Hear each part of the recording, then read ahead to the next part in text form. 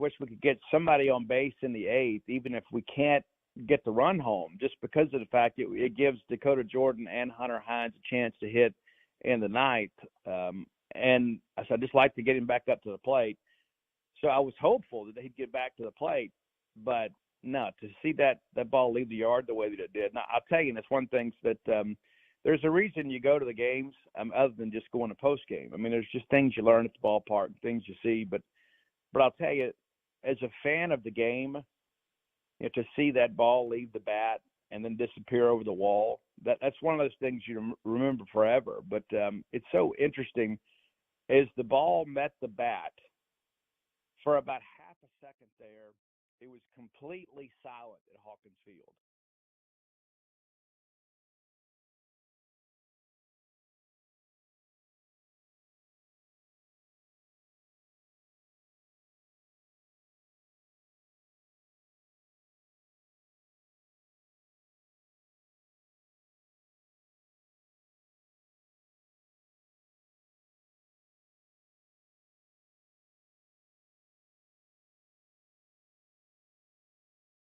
Like everything stood still except for that baseball. Man. Okay, so it's all in front of them, Steve. It's been a lot has gone on the last 2 years.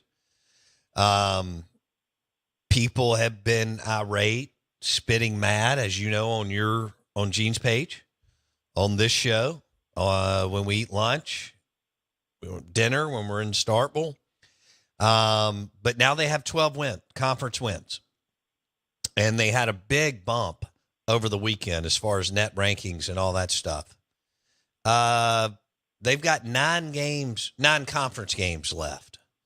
So give me some numbers as to where you think, if they hit 15, they're in. That'd be 3-6 down the stretch. They hit 16. When do you think they start? Don't you agree they hit 15, they're in, Steve, 15 and 15? Yeah, I think so. And it's a rarity for a 500 SEC team not to get in the tournament. And we ran these numbers last year. I wish I still had them. But we talked earlier in the year, Bo, that at a minimum you had to get to 14. I mean, just to give yourself a chance. And then it was going to depend on RPI and how the rest of the world kind of played out. But now all of a sudden you look up and you think, okay, well, there's a lot of things that are possible now. But because of the series win in Vanderbilt, they're not just possible. Now you look at them and say there's a probability, because would you expect State to win these last 2 home series? Not sweep, but just win, and then get 1 game at Arkansas. Well, if you can do that, if you can just go 5-4 in these final 9 SEC games, that puts you at 17.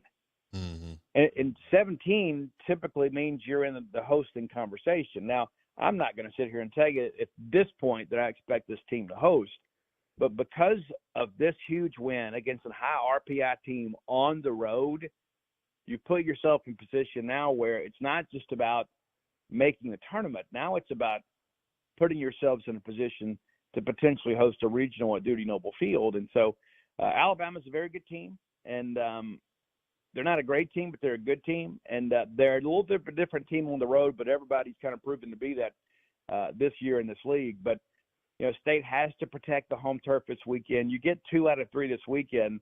Well, all of a sudden that gets you to 14 with 2 weekends to play. And you start thinking now, we're really playing for positioning. And I thought Lamonis handled it well in postgame yesterday. He says, our goal is to host, not just make the tournament. Our goal is to be a 1 seed when this whole thing settles. And now because of this weekend, you've really put yourself in position to do that. You had to get 1. You needed to get 2, and they absolutely did. Yeah. Was it, they've taken 3 series from Vanderbilt, 18, 21, and this weekend since 18, and 2 of them in Vanderbilt, one of them national championship. Is that right, Steve? Well, they lost a series at Vandy in 21 and then beat them in the national championship series. Got it. So, and that was the thing too. Like that Sunday game, State should have won that series too. State gets up 4-0 and then doesn't score the rest of the ball game. And when you put up 7-0, chances of you winning aren't very good, And so, but I think I'll tell you this too. What's interesting, I've been to Vanderbilt many times, and it was a different atmosphere this year. I mean, this is a really good Vandy lineup, but they don't have that star, right? They don't have, that one guy you got to pitch around. They got some guys that can hurt you.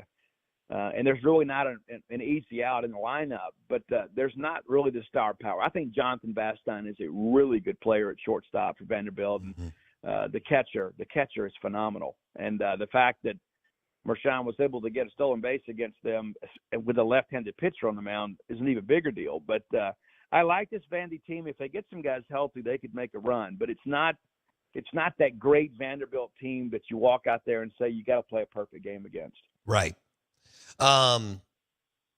So did you feel like, how gratifying was it that what happened in the ninth inning with Marshawn and Hunter Hines and ripping their heart out?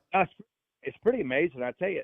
And really, I start with the Bryce Chance at bat. And Bryce Chance, I think, went 0 for the weekend. But, man, he barreled so many things up. And that at bat, if I remember correctly, I haven't done the math on this. I'm doing this from memory. But Miller Green entered the ninth inning having thrown 43 pitches. And by the time Dakota Jordan got up there, I think he had thrown 17 in the inning. And Bryce Chance battles and battles and battles.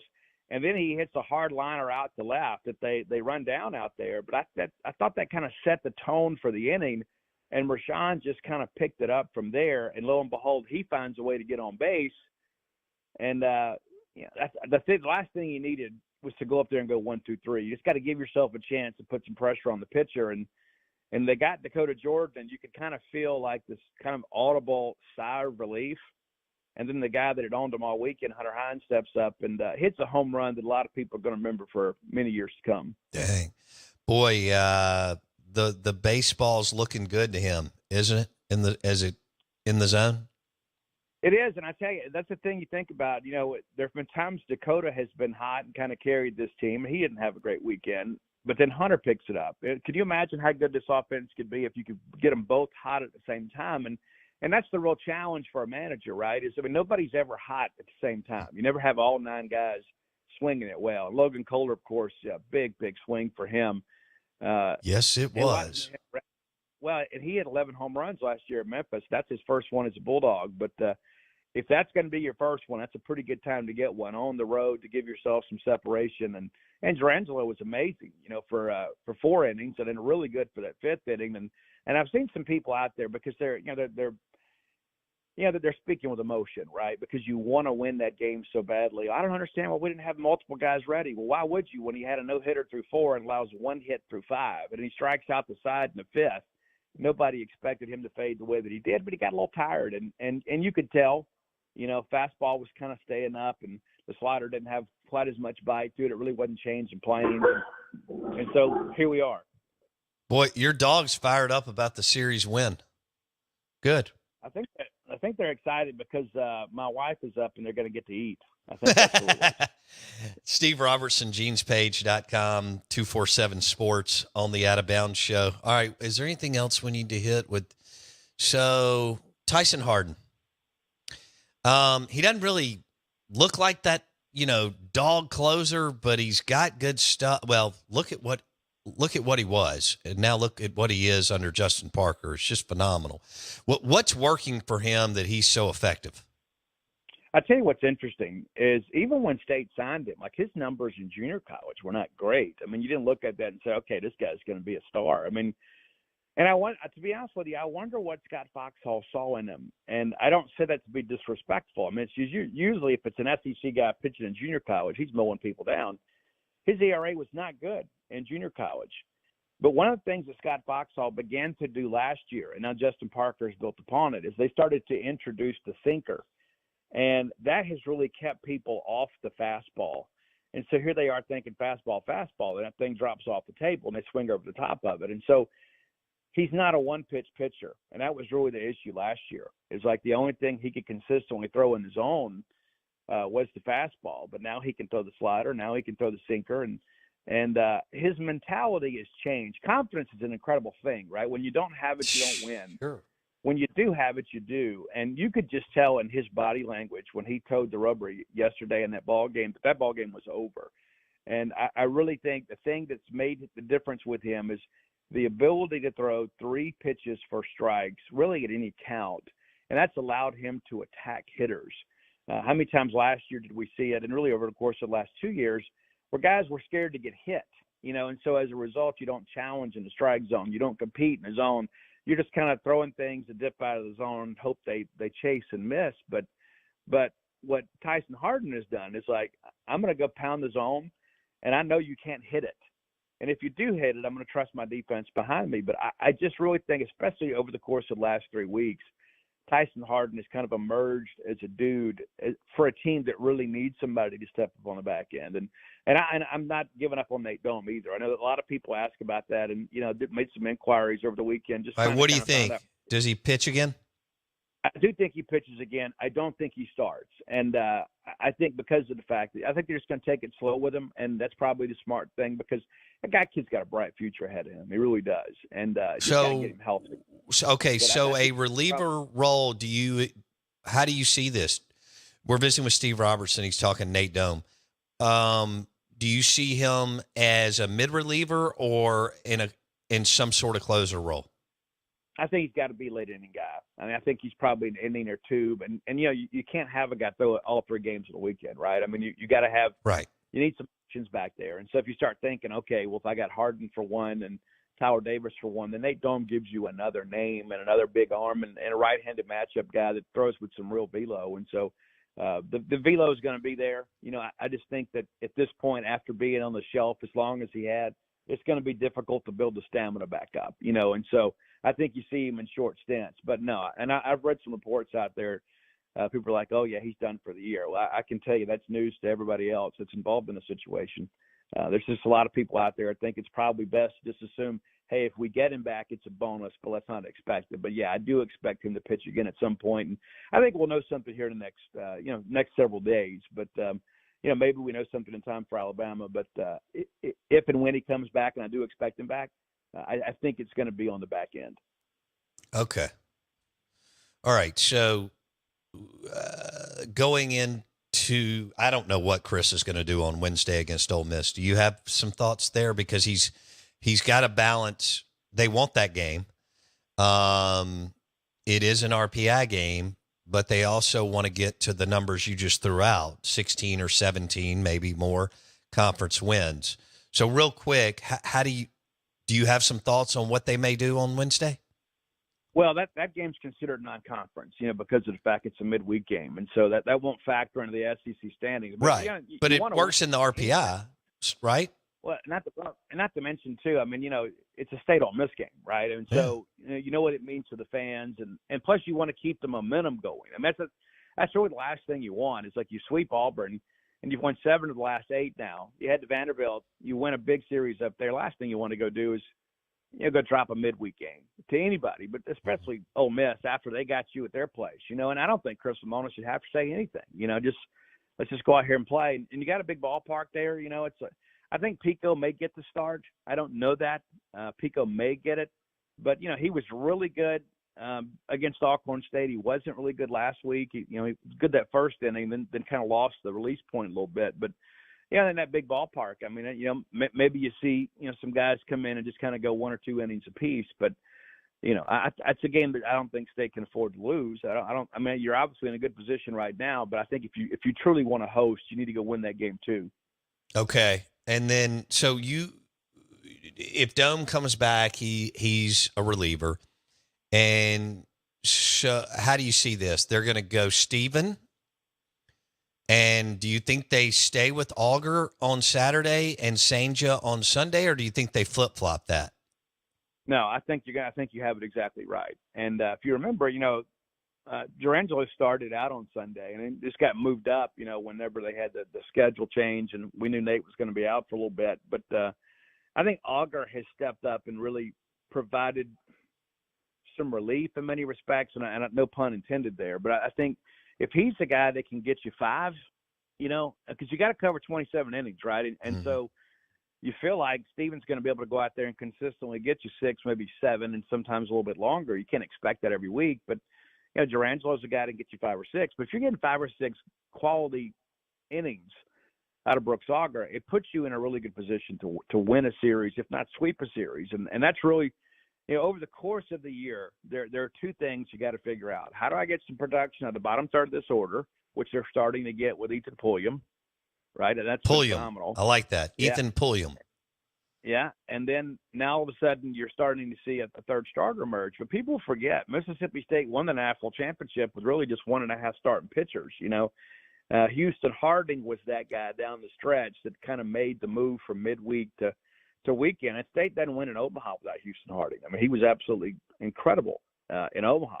Of course, you got the benefit of that big ballpark, but you're starting to see some pieces kind of fall into place. And that's the thing. You want to be getting better and kind of establishing roles and finding some production out of the entire roster as you go into the postseason.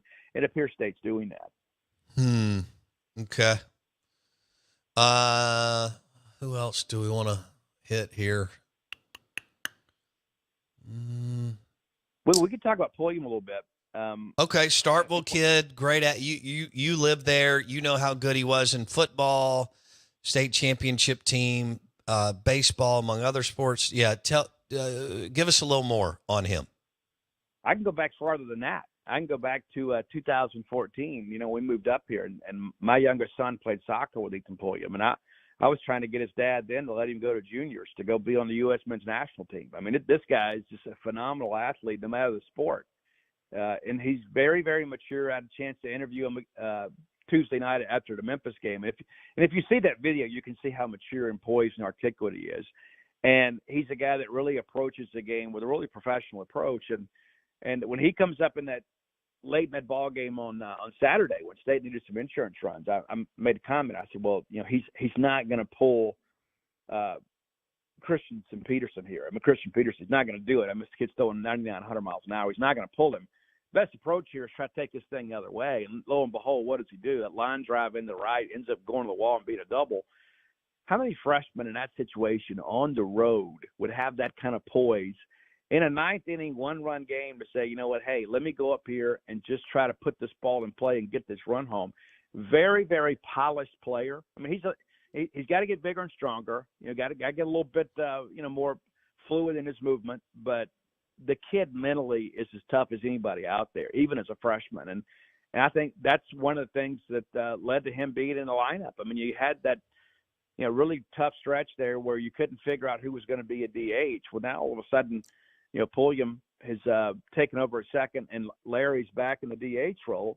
And he's had some pretty good swings here the last 2 weekends. But I think putting Pulliam in the everyday lineup has kind of really added some length to the order because, before it was 7, 8, 9, you're thinking, I'm just hoping we can flip the order here. But now you look at them and say, you know what, hey, these guys are capable of being rally starters and giving the top of that lineup a chance to hit with runners on base.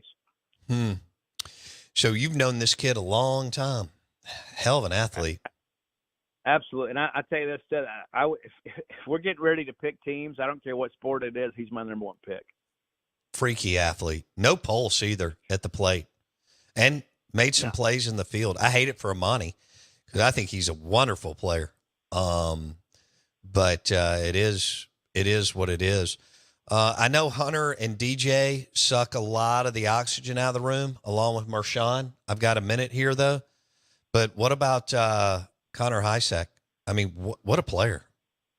Yeah, and he was the X factor. We talked about that in the beginning of the year, and Lamona said that was probably the biggest mistake he made last year is not getting more at bat for Connor Hysack. And now you look up, and it's like, where would this team be without Connor Hysack? Because honestly, when you started seeing Hunter get hot the first time, it was after they elevated Hysack to the number 5 hole down in Biloxi. So he had some protection because he had Chance sitting there behind him before. And love Bryce Chance. That's, really good player, but he's not going to provide protection for your cleanup hitter, And so Hysack makes a lot of sense there. And Hysack against some big swings this weekend. But now all of a sudden you start thinking, hey, the middle of that order has really kind of come together. It's taken some time, but you feel like that middle of the order is a group that can mash, and at some point they're going to get you in the ball game. At some point. Mm-hmm. Well, we were going to do some football, but we ran out of time. So, did anything happen yesterday in football? I was watching. Well, hell, you were in Nashville, but you know what's going on. Was there any movement in the portal or anything for them? Well, tomorrow's the last day of the portal. That's probably a good thing. A lot of college football fans around the country are like, when's this thing going to be over? And tomorrow's the last day for them to enter the portal. They don't have to make a decision tomorrow, but tomorrow's the last day to enter. And so you'll have your outgoing attrition will be known by close of business tomorrow. And that's probably a big thing that people need to understand. But yeah, you're right. I was on my way back from Nashville fielding calls and a lot of people pretty excited about Mississippi State baseball after pulling that thing off yesterday. Yeah, well, they should be. And it looks like Lemonis and crew will be back. So I think that's a good thing too. All right, Steve, we'll talk soon. Thank you. See you. GenesPage.com, 247 Sports. He joined us on the Farm Bureau Insurance guest line. Tomorrow, we will be live from Providence Hill, and we're excited about it. It is the South's premier sporting experience, hosting the 2024 Providence Cup all week. The 2024 Providence Cup. Embrace the challenge at the 6th annual Providence Cup, and they are going to have some unbelievable talent out there, and it's going to be really, really competitive. By the way, they're going to host the 2025 U.S. Open. That's like hosting a major in golf. This place is unbelievable. I mean, it is a beautiful piece of property. People flying from all over the country to participate. Beautiful lakes. The fishing is amazing. But it is the South's premier sporting experience. ProvidenceHill.com. They do have memberships available, both corporate and personal memberships at Providence Hill. And it's right over there, just outside of where I live in Pocahontas and Flora. Beautiful, beautiful piece of property. ProvidenceHill.com. We'll be there live tomorrow, right here on the Out of Bounds Show. Also, the show is brought to you by Eye Care Professionals. If you need cataract surgery, you want to call Eye Care Professionals and Dr. Kirk Jeffries and the team at Eye Care Professionals. See you tomorrow from Providence Hill.